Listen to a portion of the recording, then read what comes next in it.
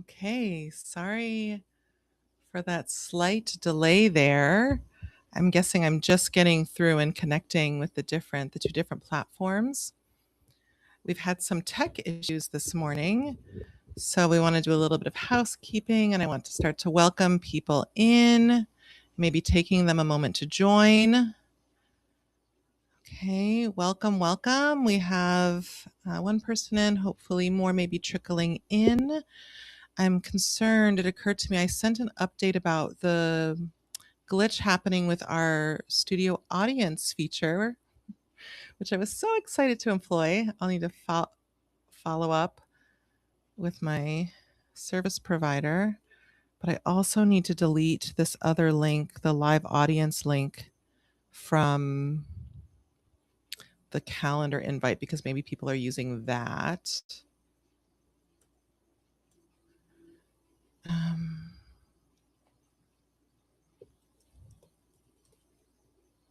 Okay, so we just fixed that for now, this event. Okay, so now it's updated everywhere. All right. As people are joining, it's such a joy to welcome you to the space. I've decided to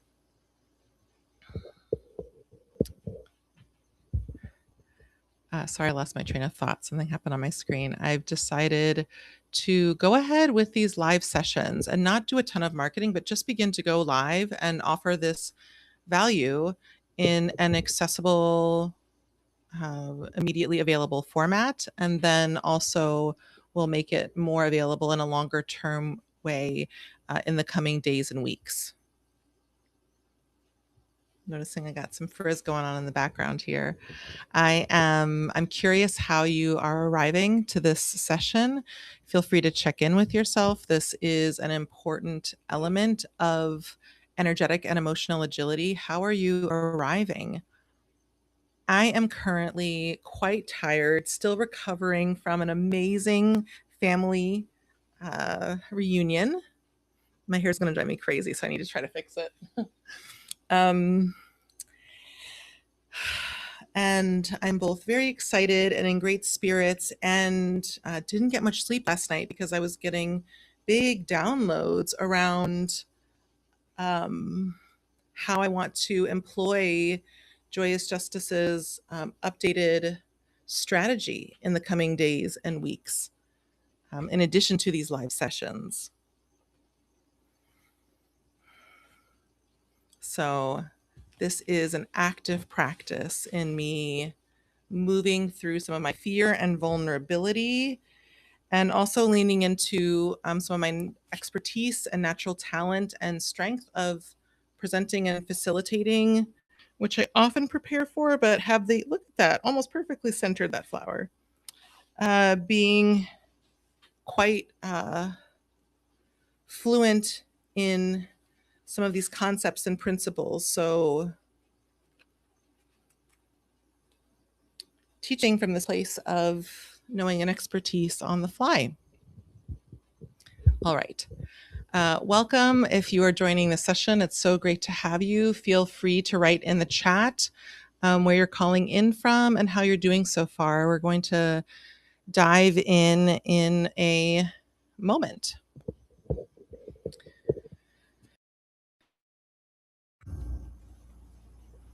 I was just sharing that I have been, I'm in very good spirits today. I didn't get a lot of sleep last night because I was having a big download around things, which was very exciting.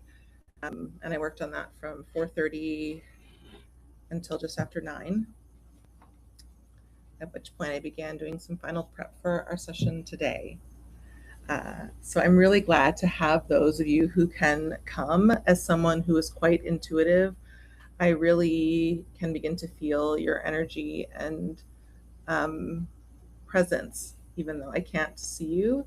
But if you want to help make it more interactive, you're welcome to write in the chat and share your name and where you're calling or where you're listening in from and how you're arriving, if you feel comfortable sharing. And as always, as we say in Joyous Justice Spaces, all vibes welcome.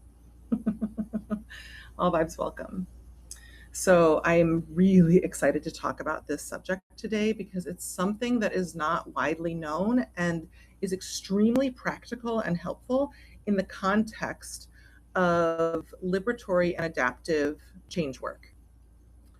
It's helpful, and it also speaks to a number of the stumbling blocks and challenges that show up for people in this work pretty consistently, and it all feels sort of different for different folks, but actually there's this broader framework through which to understand it. Oh, interesting. We want to hide that. That's very old, from a few years ago. Can we select never show on the stream? I have to figure out how to change that on Facebook. If you're on Facebook and you see that and you just saw that weird red herring, it was just a red herring from an old challenge I was doing. All right, so I'd love to hear again if you want to share who you are, where you're calling in from, and how you're feeling arriving on the call. All vibes welcome. So I'd love to know how you're arriving. I am energized and excited and a bit immediately sleep deprived. So luckily I have some space today since I front loaded much of my workday in the wee hours of the morning.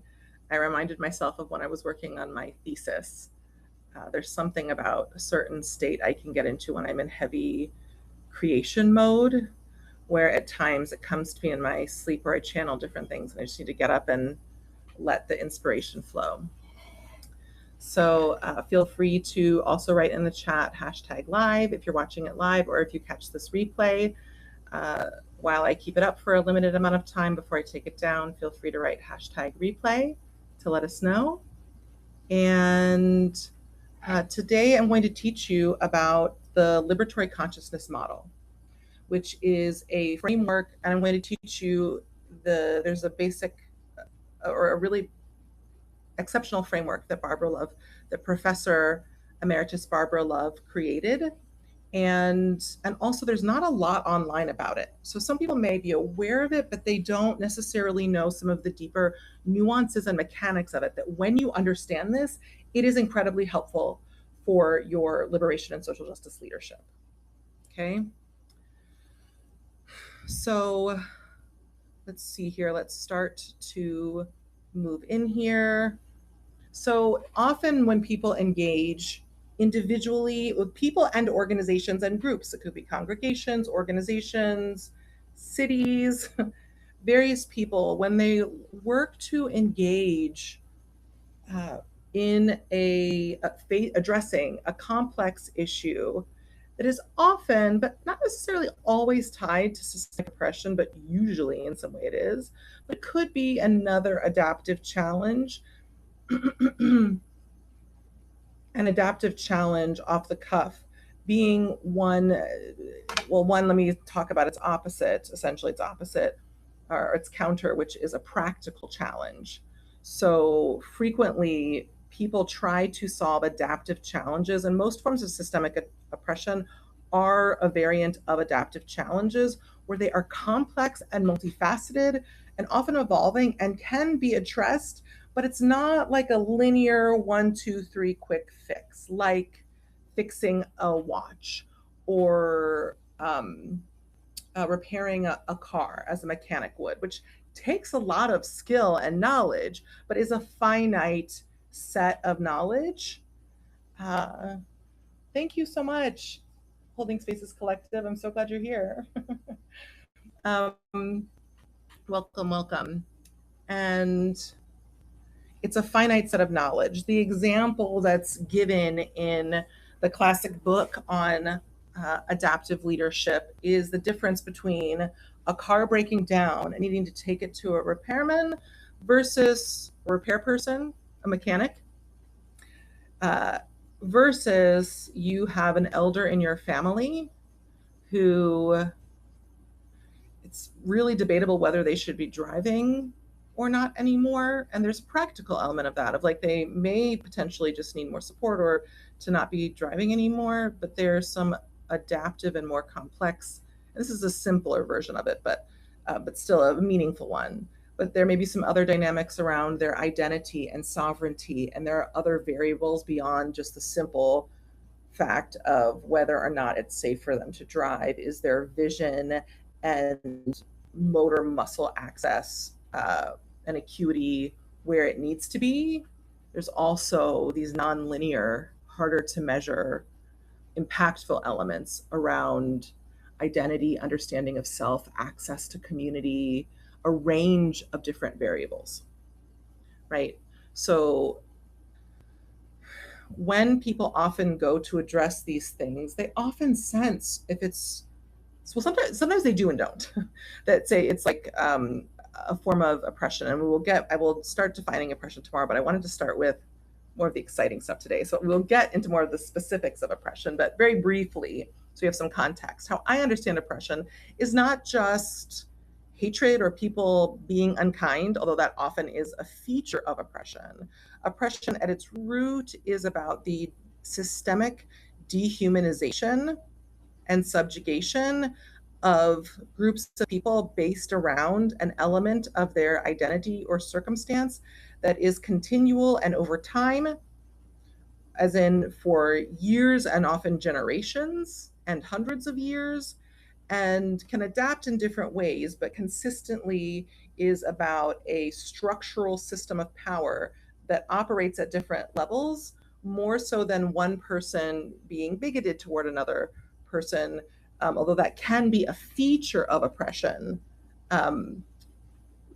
Anyway, so we can get more of those into those nuances tomorrow. But so in the context of looking at addressing key social change issues that are often tied to systemic oppression, people often end up taking a practical approach when an adaptive one is needed.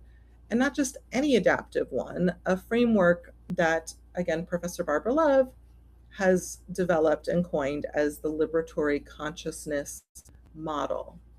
And even from that name, we begin to see already an intervention from shifting from practical into the ways in which we are thinking about the issue, the scope with which we are viewing the challenge before us, whether it be fat phobia or racism or climate change and the immense need for climate change.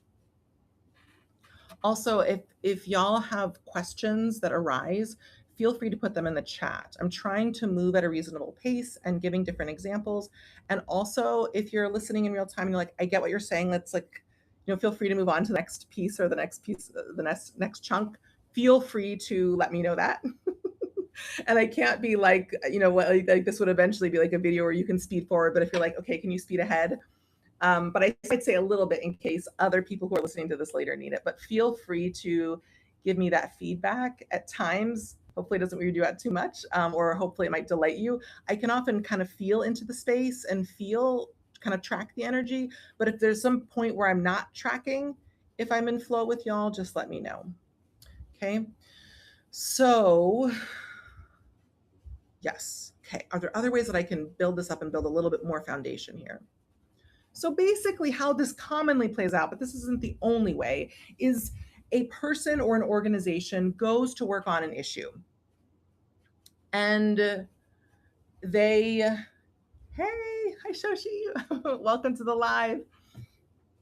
And they will often move toward and prioritize awareness, understandably, like they will focus on knowledge, right? And that is one, like the logical first step. And also it's very aligned with the approach for practical solutions and often with practical challenges or problems. Because with practical problems, for the most part, it's just a combination of the knowledge and the experience and practice of applying that knowledge. That's basically it. However, with regard to oppression and adaptive challenges, that isn't sufficient. But so anyway, but people often think that it is, and they think by doing a training, for instance, on racism or homophobia or heterosexism or sexism, that that is basically sufficient. And people will learn that thing and then they will apply that knowledge. And there might be some challenges, amorphous challenges, but like we'll keep going and we'll get better. And then we'll write a statement. That's a whole other thing I could talk about. And then we'll write a statement of commitment, sometimes a policy around this, often where we will knowingly or unknowingly, often from a place of, professionals wouldn't quite say it this way, but essentially they're trying to engage in some like professional co-creative or manifestation. And so they will make aspirational statements about a future state that they want and saying that's true. Like, we prioritize at such and such organization or community, we prioritize, however they would say it, like countering having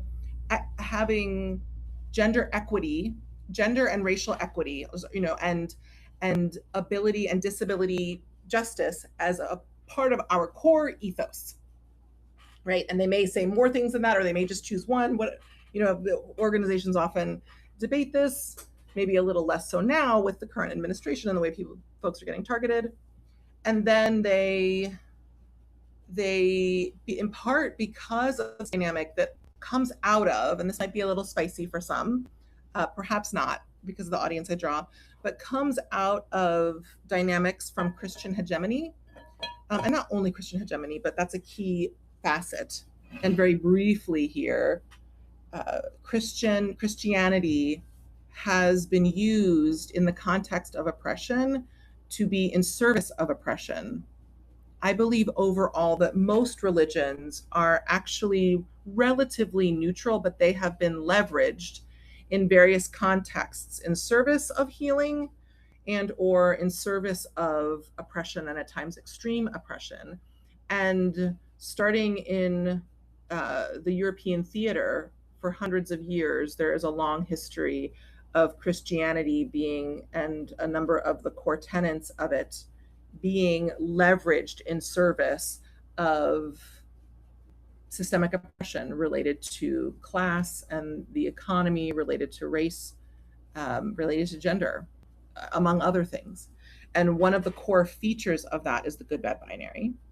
And to kind of wrap up this little mini lesson within this lesson or lecturette, and to be clear, as I say this related to the good bad binary, when I talk about Christian hegemony, or any other form of systemic oppression, I believe that that inherently, separate from specific dynamics, but at its core, theoretically, like philosophically, that there are no human enemies, and that people are inherently good. And in the ways that they aren't good, that is deeply tied to ways that they were often systemically and repeatedly hurt over time without healing intervention. And it's coming from their unhealed harm, not from some nefarious part of who they are. Also related to this, as Thich Nhat Hanh talks about, which I think I mentioned in a live last week, I really love the idea that he often spoke about, that comes out of Buddhism, about the idea that humans in our stored consciousness have all these different seeds, or we don't, have all these different character traits that we come with.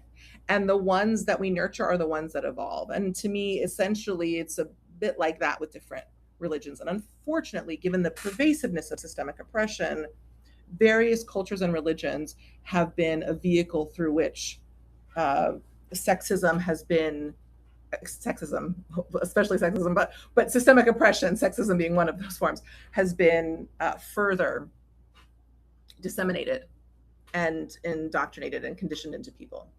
Okay, let's see if I can reel it back here. One thing that's really cool for me that I noticed from the first live is that because of my ADHD, at times I lose my train of thought, but I find even if I can't see y'all, I can like feel your energy tracking with me, and I can find my thoughts much faster than when I'm recording, for instance, my podcast without a live audience, which is cool. Okay, we have in the comments here, oh yeah, yes, I like that lens. And so, but to finish that point, and then I want to look at these comments. So I'm talking about this pattern of systemic oppression, but that does not mean that Christians, people who adhere to Christianity, are bad. So Christianity can be used in profoundly, and is used in profoundly liberatory, healing, empowering ways. My Black family has used it in that way, in those ways. And often both of those things, because of the prevalence of systemic oppression, are both simultaneously true and or occurring, and not always at the same time. But there are both instances of these things being a source of healing and harm. And specifically with Christianity, there's a dynamic called Christian hegemony. You can look it up. There's a really great book about this by Paul Kivel, one of my beloved mentors and mentors, and movement elders, that I think is called something like In the Shadow of the Cross, I think is the title, if you are interested in learning more about this. But all of this to say that is a systemic pattern, and that doesn't mean that Christians are inherently bad people or even problematic people.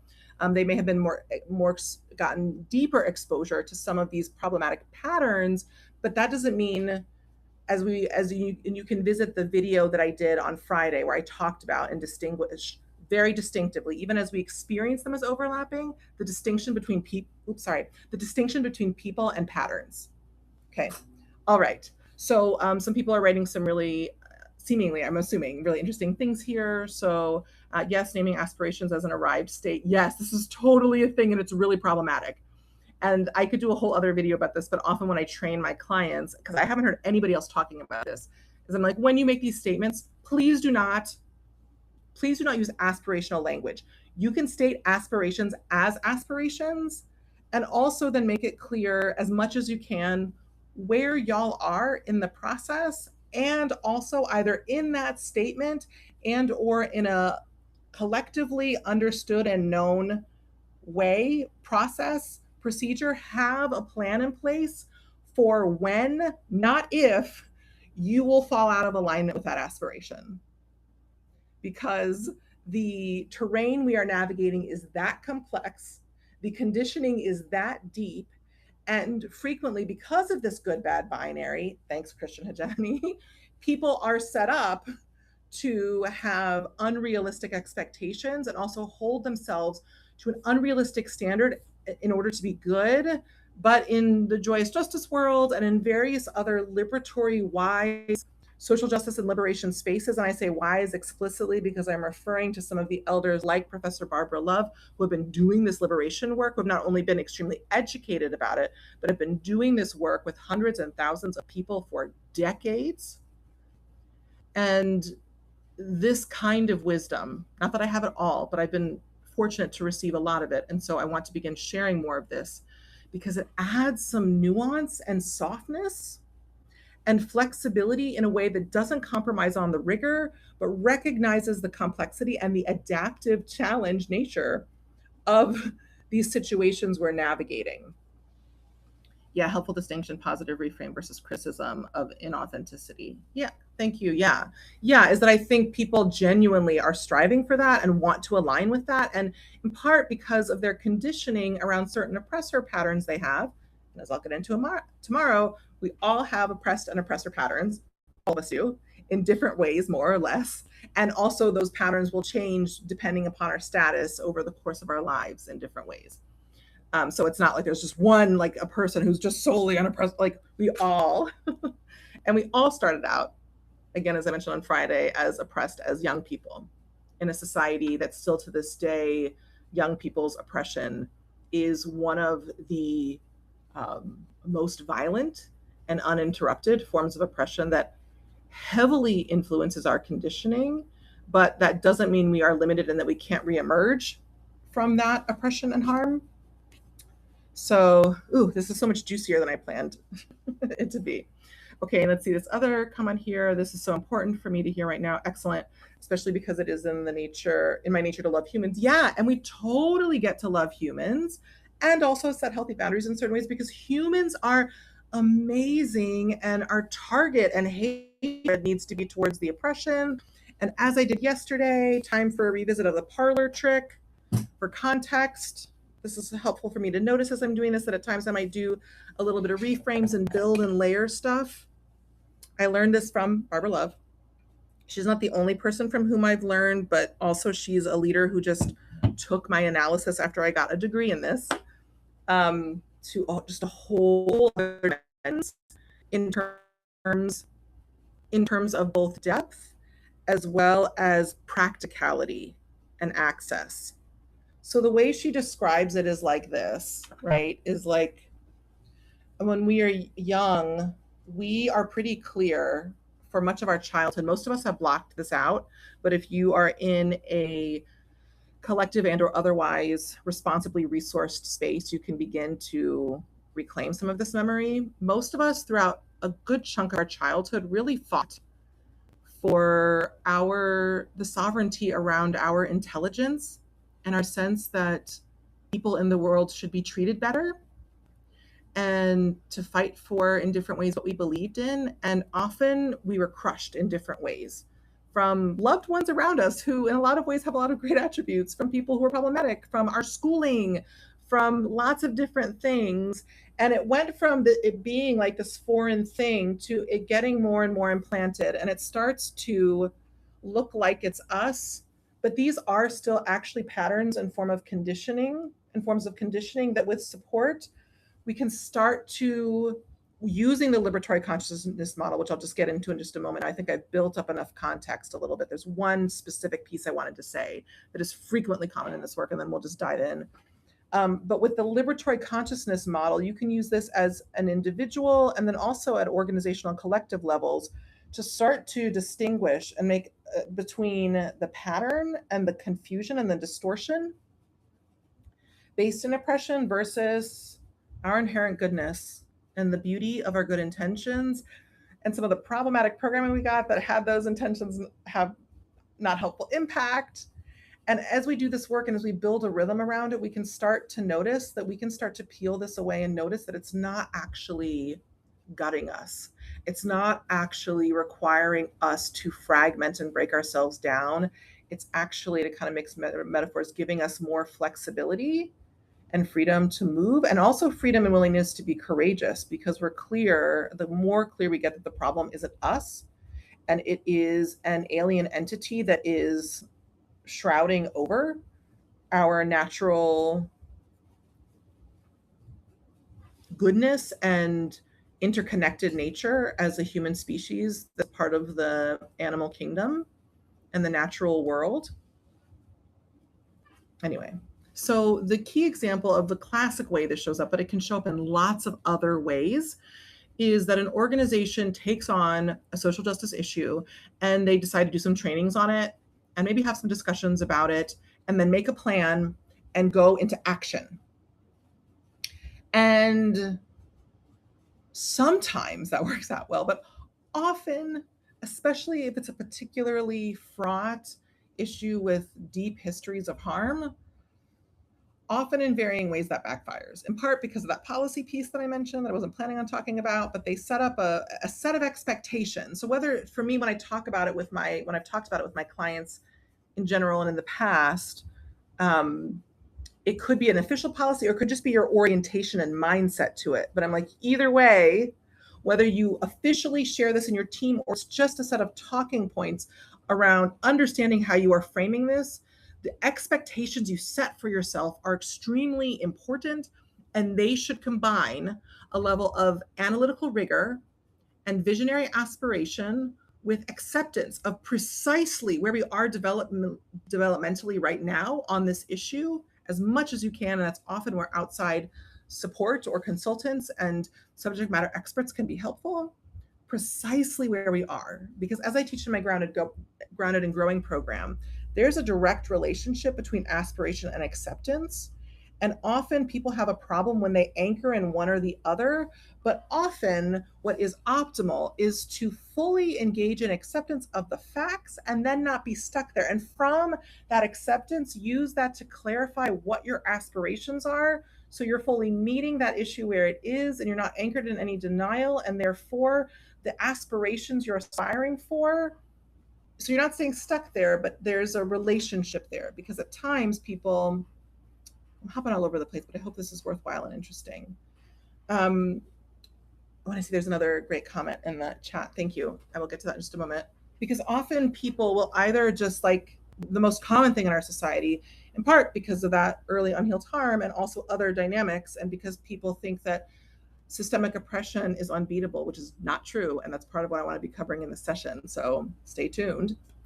It is not unbeatable at all. You just have to understand how to strategically, steadily undermine it. And we don't even need to fully undermine it. We just need to hit a number of loving death blows to it from enough sufficient angles that it will lose substantial power. Okay, hopping all over the place. Oh, yeah, I'm so glad, Shoshi. That's exactly what these are. Like, I'm literally taking in these live sessions things that I have taught and offered in trainings, in multi-$1,000 trainings for organizations. So, okay. So I don't know that I opened up another loop, but I'm going to go back to the core thing. So they start that thing and then they go to take action, but the action doesn't have enough stuff. So let's just get into the liberatory consciousness model. But before I do, let me see what TT Zara or T Zara has here. Okay, quote, nobody comes to violence first as a perpetrator. Yep. Mm-hmm. Yeah, absolutely. We all experience oppression before experience being oppressors. Yes, that is actually what sets people up to be oppressors, is unhealed experiences of oppression.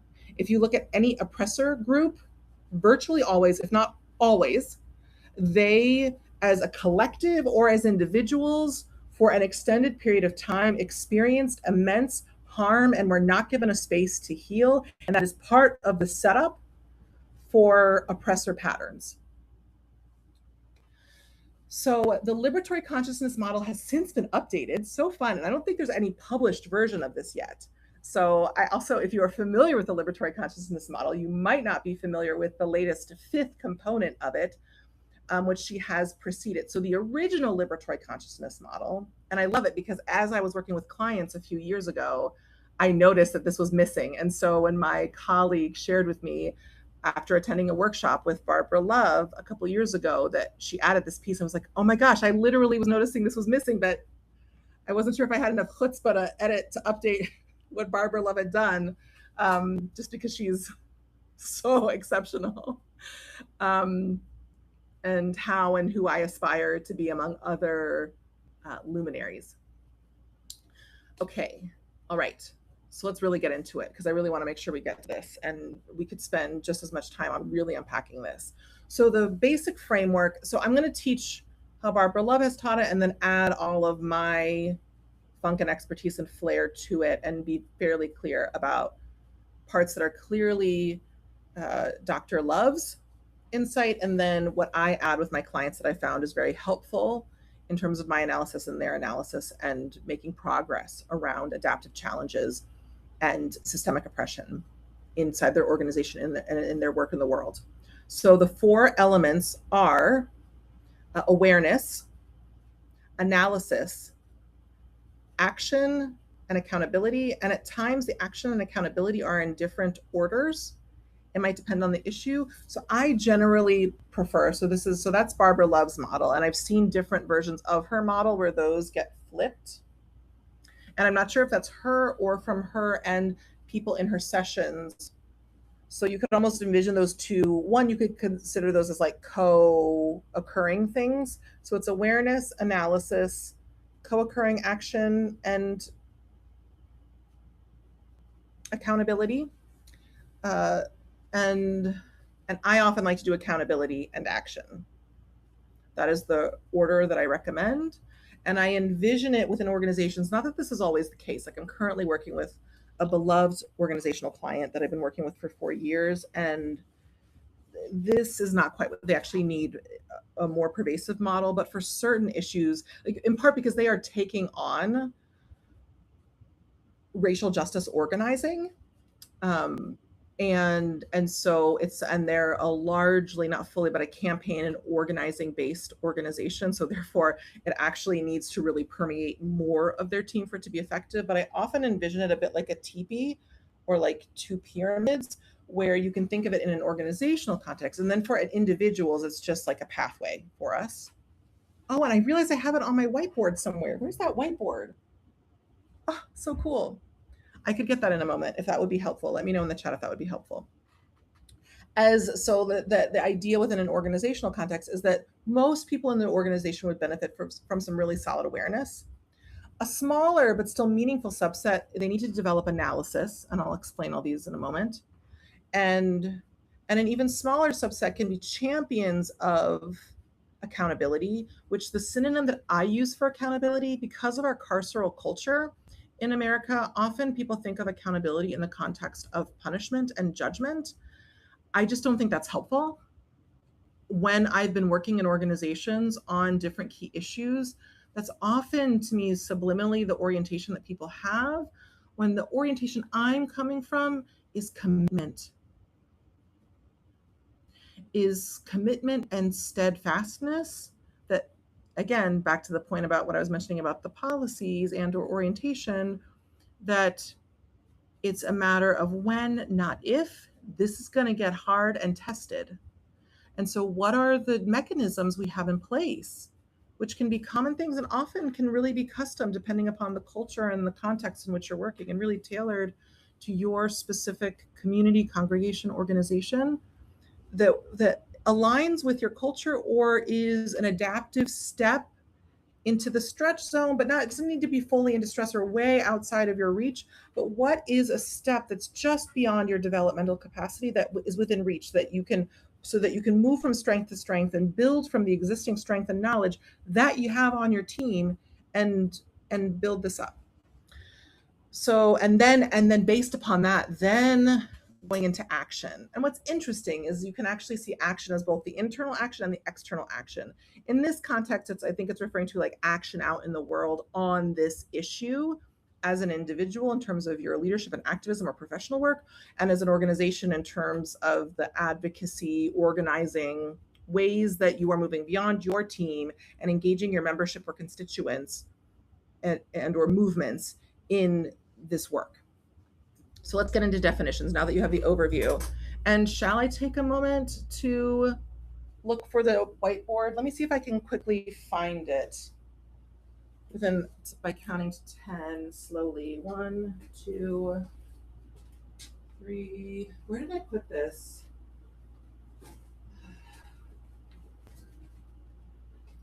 I used to have everything so tidy, and then my beloved switched our rooms, which I appreciate, but he's not used to having as much stuff, so he just dumped it all in a pile, which is never how I move, because then it's just totally overwhelming for my ADHD. I literally was just looking at this the other day. All right, well, hopefully you're writing it down. Or if you wanted me to pull up a slide, I could find one of my slides and share, but I haven't done that yet on this platform. I need to practice that on one of the off seasons. So you have awareness, analysis, accountability, and okay, I need to really get into this because we're 40 minutes and I want to get into the meat because there's more meat to cover. I'm just warming y'all up and building you up to this point. And then action. And often, so what often happens is people just have awareness and they go to action, but they're missing analysis and acceptance. I think awareness is pretty clear on what that is. It's knowledge about the issue. And it could be a pretty significant amount of knowledge or like even deeper knowledge about the issue. But a baseline understanding of a subject and understanding it a little bit more and some of the nuances of it. Oh, and then the additional piece that Barbara Love added is before all of this, or adding it in at some point as you deepen in your awareness and analysis, is clarifying a vision. Is what's your vision? What are you striving for here? So for instance, so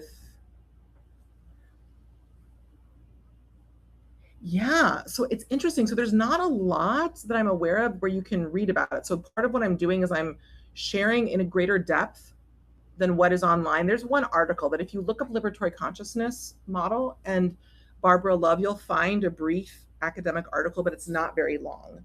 So part of what I'm doing here is going more in depth with you than, as far as I know, is available anywhere else that's not behind a paywall in some program, or that I've even heard other people talk about. It's a great question. And also there's some really cool images. Like I like this one, it's like a note.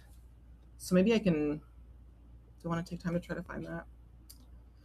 So let me get through the meat of this, and then if I have time, I can try to find some slides that could be helpful. Or Holding Spaces Collective, if you want, you can email me and I can send you a couple of these slide so you have a visual. So this next part that I'm going to talk about is not available. So yay, so glad you're here to get this. Okay. So the vision is ideally really going for liberation, is less worried about the how, and is what are we really striving for here? We could talk more about this. Also, another way that I do this at times with organizations is I ask them, again, they could share this or just keep it internal, to envision out about 20 years, often I say, when if they were to really take this work on in a courageous way, what's the vision of what would be possible in terms of the work they were doing in the world, what they were helping to move, how their constituency and membership has changed, and what massive accomplishments they achieved that could actually be achieved in a humane and reasonable time frame for the depth and complexity of what we are taking on, ideally at a sustainable, yet courageous and visionary pace, but sustainable for the long haul. So that's vision. The piece that I think is the linchpin here that I would spend the most time talking about is analysis. This is often what is missing when people are taking on, whether it's around a form of social change that's needed or systemic oppression or even an adaptive challenge. And there's several ways that I describe analysis. I recently came up with another one that I really like, another like metaphor that can help you understand this. Of the distinction between awareness and analysis is, and there might be a little gray in between. Awareness for me is about basically the knowledge. It's about the knowledge. Analysis starts to get into having that knowledge percolate and filter through the stories of your living and or your understanding of your work and the implications of if you were to integrate this knowledge in the awareness, this is the awareness realm. In the awareness realm, if you were to take that, so on a personal level, not just understanding racism or anti-Semitism or anti-Jewish oppression or American imperialism or any other form of systemic oppression, but then also personally, on the personal level, filter through the stories of your living, the story of your own life, and beginning to understand, once you understand that, which I'll talk about more in a foundational way tomorrow, that an inherent feature of systemic oppression is that it is dehumanizing for all of us in different ways, but it steals our humanity and it fragments and fractures our identity and relationships with our internal parts of ourselves and our understandings of the world, not just like in terms of like integrating our parts, which is a thing, but also how we think and understand and perceive the world, and also how our society that is heavily based on colonialism and systemic oppression was designed in this super fractured way, which keeps things from flowing in the way that it would in an ecosystem. Because of the systemic oppression, which is kind of a whole other conversation, we've basically like monocropped all these different parts of our living, and it leads to toxicity and instability and like unsustainability and problematic dynamics and dysfunction that we've been conditioned to blame on ourselves when we are at effect to this oppression. And these are symptoms. This fragmentation is a symptom of the oppression that is wrought in our lives, rather than it being about a problem with us, but a problem that we have to deal with, and fracturing and brokenness that we have an opportunity to heal, not from a place of fixing ourselves, but from fixing the damage that systemic oppression has caused.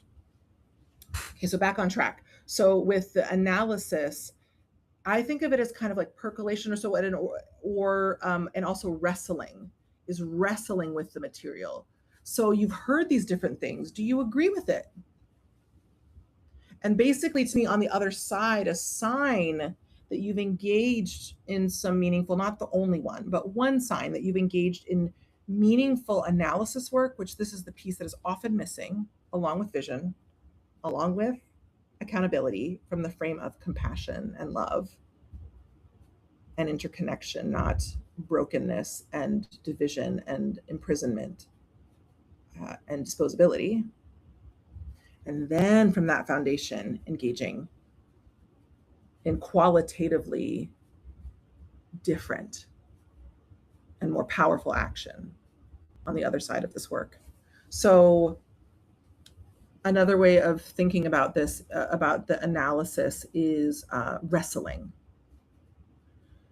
Creating spaces for yourself. And this is part of what I provide in the context of Grounded and Growing within Joyous Justice in our group coaching, our leadership group coaching program, is giving people space to wrestle with these things, both wrestle with the ideas and also work through the cognitive dissonance that shows up about like basic things like, well, I don't really have time for this. Well, wrestle with that. Well, you don't have time for it, but based upon what you've learned, you got to figure out the time. So what's going to give and how's it going to give? And ideally, as much as possible, some of this you'll do alone, but ideally doing this in partnership and in groups, both with people on your team and people outside of your team, different affinity spaces, different contexts, different support groups, different spaces where you can wrestle with these different ideas. And through that, establish roots for yourself in terms of your understanding of this, such that when you go to apply it, you actually, either because you've explicitly thought about it, or because you've wrestled with it in this one area, you now, without even realizing it, have transferable insight and wisdom about how to nuance and thread that needle professionally. So that can look like different things. So where my mind is going with this is like one instance, but it can come from different angles. So you can do this work very rigorously in just one area. And by doing that, that will already put you in a much better position strategically to be able to, one, likely to a certain extent, kind of increase your window of tolerance, meaning, having a comfort zone and a stretch zone and then a distress zone, and being able to push out the bounds of the distress zone a little further and having more room for stretch. Oh, hi, Maurice. Hi, Rabbi Harris. Thank you. Right? And so if you do this around your personal work, so things like the example I always give is process, if relevant, how your grandma was a really amazing, sweet grandma, and she was pretty racist. And then look at it deeply. Why was she racist? What was she exposed to? Do you have a sense, which you may or may not? For me, I often do, and I find people often do, but not always, that this person, that this grandfather or grandmother or uncle or aunt, as you were proximate to them, you could see that they were doing the best with the knowledge and understanding they have, and yet they were super racist. I have one grandma, I won't single her out because she's amazing. One of my grandmothers was racist. Like, we would be driving somewhere and a Black person would walk by and she would lock the door and say, "It's not safe here," seemingly forgetting that she had a Black granddaughter. Yikes. Right? What's the context of that? You need to wrestle with that and find outside, beyond. Begin to access some truth that involves both rigor and compassion. And to me, the rigor is largely about the data, but also some of the history, and also compassion around the history and the lived experiences and stories we've had as sacred, powerful, and also fragile human beings. And the coexistence of the paradoxical coexistence of those things. And finding within that any number of different things, any number of different insights and reevaluations. Like, my grandmother was amazing in so many ways. One of my grandmothers, I have like 7 grandparents, so you won't know which one it is. I'm protecting your identity because I have a lot of grandparents. Had and have. Some are in this, still in this realm. Most at this point have transitioned to the spirit realm. So for me, I'm aware that my grandmother was a beautiful person, and she had some gnarly classist and racist patterns. And anyway, so to give you this as an example for you, and she was doing the best she could with the knowledge and understanding she had, and looking at the ways. And in this case, it's a bit different for me because I'm literally a Black person, so I already have lots of conditioning around this. So I had a buffer. But if you are white, or it's another kind of oppression where you have the privileged or oppressor identity, by the way, I saw a couple comments in the chat, and I do plan to circle back to those, then it may be like I was aware, like, so I already done some reconciliation, but I'm trying to give you like a lived example, but it's not exactly the same since I had that oppressed identity. So it was clear to me. But so where I might hypothetically come to, if I wasn't already clear about that, is this grandmother is doing the best she can with the knowledge and understanding she had. And as Professor Joy DeGruy talks about, was there some poison that got into the cookies, some bias, some racism, some classism that was a part of the ways that she conditioned my parents and or me? And can I reevaluate those pieces while not? Or in some cases, if someone was truly asinine, then maybe you do want to cut ties. But I would encourage you in general, if at all possible, not to fully cut ties, certainly energetically, because there may be some of that work in there. Like you might cut the cord, but there might be some work there around your ongoing healing and wrestling with that material. Not because you necessarily need to be in relationship or close proximity with that ancestor, but because that ancestor and their lineage has, you've inherited the blessings and the benefits, and also some work that if and when you choose to take it on and you are resourced to do so, and not beforehand, you're ready to reconcile and work through some of these things. So hopefully that's somewhat clear. How does a group support analysis at an organizational level? So that it can support it in a number of ways. I'm going to talk more in the series, as you might have seen, about affinity spaces. And a group can be super helpful. So a pair can be especially helpful because there's more intimacy there inherently, and an ability to build greater trust. But with a group, you can unpack, for instance, some of the implications. So these are some of the top line insights we learned, or if that was already shared, or if you have the slides.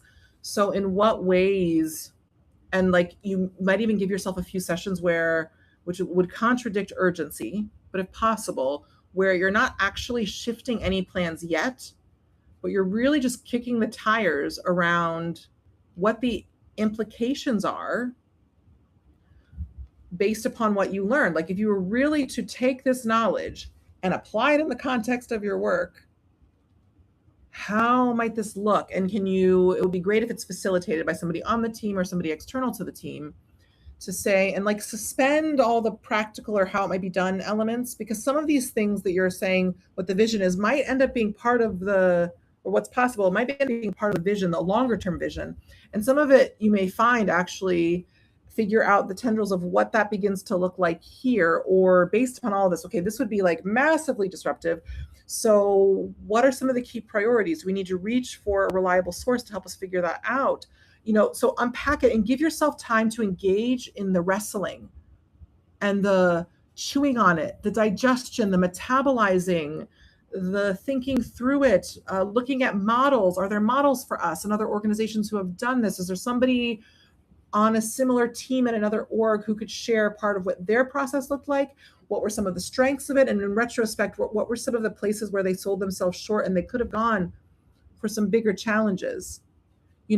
Things like this, like engaging with it. And this is to me what analysis is about, is really getting proximate and intimate with this subject. And explicitly, it's helpful to resource ourselves around this, because it is directly contradicting all of the many monumental, deeply entrenched structures and efforts to keep us from doing this thing that when we start to do it, amazing things happen. It's not that we're going to figure out the whole solution, but you will likely experience epiphanies and insights and places where you couldn't look at things By engaging in analysis, you start to notice it's not as dark or as shameful as you were taught to believe it was. And one thing that can help you with that I teach to my grounded and growing clients is nearly always, it doesn't justify it. It doesn't justify it. But any action or emotion that people are engaged in, there's always a legitimate reason and source for that. There's not a legitimate reason and source for why it hasn't been addressed or resolved or taken on, although there might be at times, but that there's always a reason.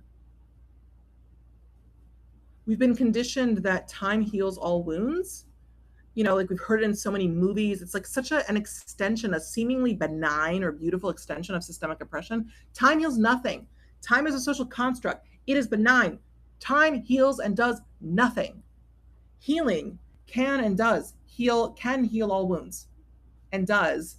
The challenge is that most people don't know really potent, powerful, accessible, innate ways that we can engage in healing and how to do it in a way that helps us do it powerfully and efficiently, which is what we cover in Grounded and Growing, with various safety structures in place, like most, not all, but most of our clients, and I encourage this, are also seeing a therapist in addition to being in our group coaching program, because then that enables me as your coach to give you some more rigorous and intensive directions that you can do in the context of a licensed container and qualified container, which all containers don't need to be licensed, but in our society, because of systemic oppression, like this is an element of navigating systemic oppression, can help hold that material. And people who aren't seeing a therapist, still from all these practices in a more moderated sense, they can experience profound reclamation of parts of their power. So we're moving toward the closing time of this call, and I want to really move for those. Some of you might need to leave, and if any of you have really key questions, I welcome you based upon how you might be applying this in an area of your life. If there's any part of this where you need further clarification, I'm happy. It might not be needed. Some of y'all really may need to bounce, but this is one session where I wrote in my original email, which you may or may not have seen if you're just organically here. But I'm happy to spend an extra up to half hour just to be in Q&A and help to kick the tires with you. Originally, I'd envisioned that I would be able to have a live audience and bring you on briefly to articulate it verbally, if that would be easier for you. But if you want to put it in the chat, I'm happy to speak to it. And know that when you comment to me, I think there's like a minute or two lag time. So if it takes me extra long to respond to it, that's part of why, is it's going from YouTube or Facebook into the Riverside platform where I'm hosting. Okay. Yeah, so thank you so much, Rabbi Harris. Okay, how does a group support? Okay, so hopefully that helped answer that question. I have experienced this in real time. Yay, yeah, as a grounded and growing member and can attest. Yes. So I think that's about it. Let me see if there's any other concluding pieces here. So that is the liberatory consciousness model. A couple other things I didn't mention is I often like to envision it as a pyramid, such that specifically in an organizational context, because it's a pyramid of, ideally, when you're bringing in someone who has a targeted identity, ideally they are standing at the top of a pyramid of this body of work. And this is why it's really hard to hire your way to racial justice, to body liberation, to gender equity, is because of the nature of systemic oppression and the weight of people not having awareness and analysis and accountability, that it ends up turning, that pyramid on its head and placing it on a single person, and a single person cannot inspire institutional change. If the organization is already in the midst of building that and multiple parties are involved in doing that, and you're adding not a team of 2 or 3 or one person, and the teams are like, yeah, that sounds great. That's not enough. That's awareness. We're still at awareness. That's not enough to actually get to a sustained and powerful level of action. So I focused in some ways like more on the organizational part, but I tried to cover some of the personal pieces. The last piece that I want to say about this while some of y'all are still here, and I would invite you, if you do need to leave soon, I'd love for you to share a highlight in the chat or something that you're taking away. In the future, I'm hoping to have time to put in a little brief feedback survey. Also, Holding Spaces Collective, I offered to share my email with you. It's info@joyousjustice.com, info@joyousjustice.com, if you want to follow up with me, or you can just use the contact page on the Joyous Justice website if you want to get more information. And there was one other piece I was wanting to share just now. So this is what this process looks like. So if you're engaging, so all of this to say, maybe I can like really bring this to a close. I forget, there was something I was excited to share that I hadn't shared yet. I can't quite remember which piece it was. So if you're experiencing challenge around some kind of activism you're doing, it's likely in one of these core areas, and you need to resource yourself more around one of these core areas. Oh, I'm so glad. You're so welcome. And so you can revisit those. And often, not always, but frequently, there's more work that's needed at the analysis level. And that's what I was about to say. And part of how I like to think of this is treating the stories of our lives as sacred text. And then in a tradition that's similar to the Jewish tradition of Chavruta or wrestling with that text. And engaging with it, and also not being with it alone anymore. So finding a confidant with whom you can both engage in a chavruta sort of way around deepening your analysis, and by examining the stories of your lives that inform your beliefs.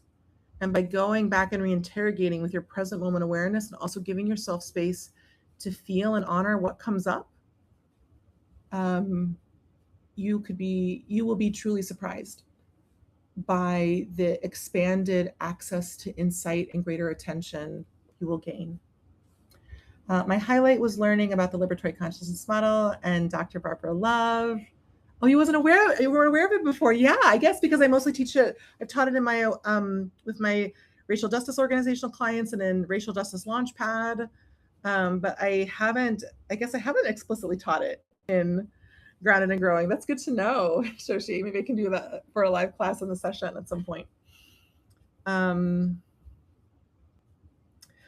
will be on the channel, and then eventually I'm going to put it into a low-cost portal that it may eventually become like an interactive membership. Great. Sounds good. Holding Spaces Collective. Take good care. So it's available for the next couple days or so, and then eventually I'll be taking them down and putting them like in this first round with this first 7. I haven't figured it out, for like a login and like $5 or something like that, or $7 or something like that, giving people access to it. That's my thought at the moment.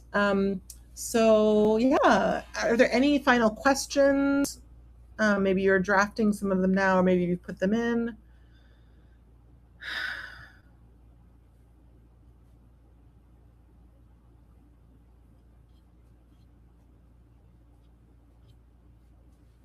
And if you're still here, one of the final pieces that I'd love for you to do is, as it relates to the themes you were thinking about in regards to what I was teaching, or parts of this lesson as you were navigating it and integrating and perhaps wrestling with it in real time, I'd love for you to take a moment to think about what you appreciated both about this session and what you appreciated about yourself historically or in this moment as you encountered this analysis and insight. And if there's any place where you are being really harsh with yourself, I want to tell you, you can access more resource, and you have more work to do there, often in terms of undoing some of that oppressive material that has you making yourself the problem rather the oppression that you were subjected to, and now understandably might be playing out in some way. Hopefully that makes sense. I do have a schedule for these lives. Thanks so much for asking, Shoshi, and I can put the link in the chat. Thank you for that. So if you joined this session and you weren't, and you didn't join from my email list, you just joined from online, I can share with you a couple links that may be helpful. First, let's see here. I don't know that this hyperlink will follow, so I don't know if this will quite work.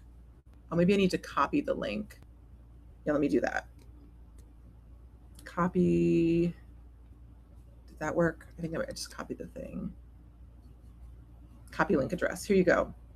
So here is the link to the Google account. Oh my gosh, wow. Okay, that wasn't quite the right link. That's the Kajabi link. So I might have to find a way to get that link. Is this one it? This might still be another ridiculous link. So if you send me, so you might have to send me a request if you go to joycejustice.com and contact, I will send you the link to this Google Calendar for the next 5 sessions that will be on whichever platform you're on, same platform, every day at 11 a.m. Eastern, 10 Central, 8 a.m. Pacific. Yeah, it's another ridiculous link. And some of y'all are still here, which is so sweet. So actually I can find it. I can get it from my Google Calendar. That's what I'll do. I'll go directly to the source. So I can get you a non-ugly Kajabi email thing. Sorry about that. Okay, so let's see here. Settings and sharing. Get shareable link. Here you go. Here's the link. Thanks, Shoshi, for that nudge. Oh, great. So you found it on, okay, so you found it through the email. So it's there. So you can find it there. And if you didn't get here through the email, you can get the calendar link here. And then also too, if you want updates, because I'm planning on doing many more sessions like this too, as well as sharing other resources and guidance. And also have a podcast where I share more insight as well and have a lot more forthcoming opportunities. There's a lot of ways where I'm on the other side of a lot of work, and I'm really going to be showing up a lot more. So let's go back to the calendar. So are there any other questions? Really all questions? As long as, because this is out in the world, as long as it's not like hateful. But we'll just delete that. So let's see if, I don't know that a hyperlink will carry. Let's see if it does. It doesn't. So that's the piece. And then here's the link so you can get on the email list. Yeah. All right. Yay, you added it. So good. And you might have to check to turn it on. And you may also, as I wrote in the email, you might want to add like a mirror event that recurs at the same time in case, since it's not your primary calendar, even if it's marked as busy on the event itself, which I made sure it is, it may still register if you want to attend these or have the option of attending these, or if you have other work. So like have the option of attending these or use this time to get caught up on, have it be your UUW time, as my productivity coach Demir Bentley talks about.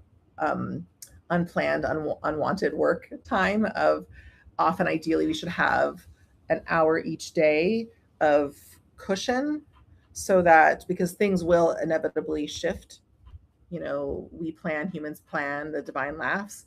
So you can use this time as that space. So hopefully you can join. And also if something comes up, I'm not trying to undersell myself, but also being practical about all that we're facing in the context of late stage capitalism. So it looks like people are slowly winding down, and it looks like you can help me, Shoshi. I don't think I missed any other comments. I think it's mostly just you and me engaging, and Holding Spaces had to head off. So thank you to those who also joined. And if it just so happens that you're on a platform where the message isn't coming through, either on Facebook or YouTube, I will eventually see it and respond. And so if you wrote something and you don't see me responding to it, it's because it's not coming through to my streaming platform, but we will eventually respond to you. So I think that might be it for now. I hope you have, I hope, I wonder what other wonderful things, hopefully this is one of them. Maybe not, maybe not. I wonder what other wonderful things may happen in your day. And I hope that some of them include nourishment and support and insight and affirmation of your goals and dreams and objectives, whether they be micro or macro. Yeah. Okay, great.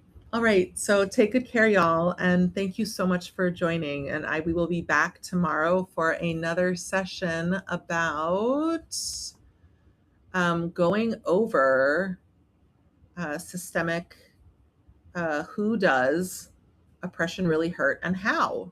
So I started to allude to this in this session, but I'm going to get more in depth on this and break this down more and have y'all do some exercises that help really bring this to life. And then on Monday, I'm going to really up the ante based upon the foundation we've established in these sessions and share an insight with you that I have never heard anyone else talk about that is super consequential for individual and collective liberation.